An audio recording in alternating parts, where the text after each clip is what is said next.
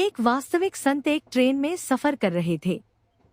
उनके हाथ में एक मीठा रसीला आम था। ट्रेन तेजी से दौड़ रही थी। तभी अचानक झटका लगा और उनके हाथ से आम खिड़की के बाहर गिरकर दूर सूखे रेगिस्तान की जमीन पर जा गिरा। वह जगह बिल्कुल बंजर थी। चारों तरफ सिर्फ रेत ही रेत थी। ऐसा लगता था जैसे वहां कभी कोई पेड़ पौधा उग ही नहीं सकता। कुछ समय बाद उसी रास्ते से एक भूखी गाय गुजर रही थी। वह कई दिनों से ठीक से कुछ खा नहीं पाई थी। तभी उसकी नजर उस आम पर पड़ी। वह दौड़ती हुई वहां पहुंची। उसने आम को सूंघा, लेकिन जब खाने लगी तो आम रेत में धंस चुका था।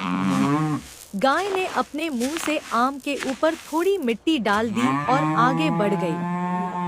दिन बीतते गए। एक दिन अचानक आसमान में बादल छा गए। तेज हवा चली और हल्की बारिश होने लगी। बारिश की कुछ बूंदें उस मिट्टी तक पहुंची जहां आम दबा हुआ था।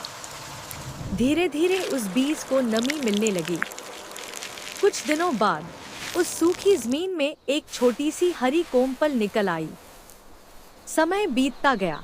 धूप, हवा और कभी-कभी बारिश की मदद से वह कोमपल एक छोटे पौधे में बदल गई। और फिर एक दिन वही पौधा एक बड़ा आम का पेड़ बन गया।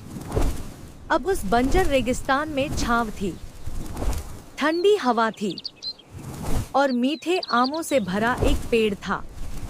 वही भूखी गाय फिर वहां आई। इस बार उसे खाने के लिए बहुत सारे आम मिले।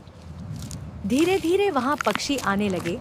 दूसरे जानवर भी उस पेड़ की छांव में आराम करने लगे। जो जगह कभी सूनी और बंजर थी, वह अब जीवन से भर गई थी। ये रहती है। प्लीज लाइक और सब्सक्राइब कर दो मेरी वीडियो को। कोई लाइक सब्सक्राइब नहीं करता।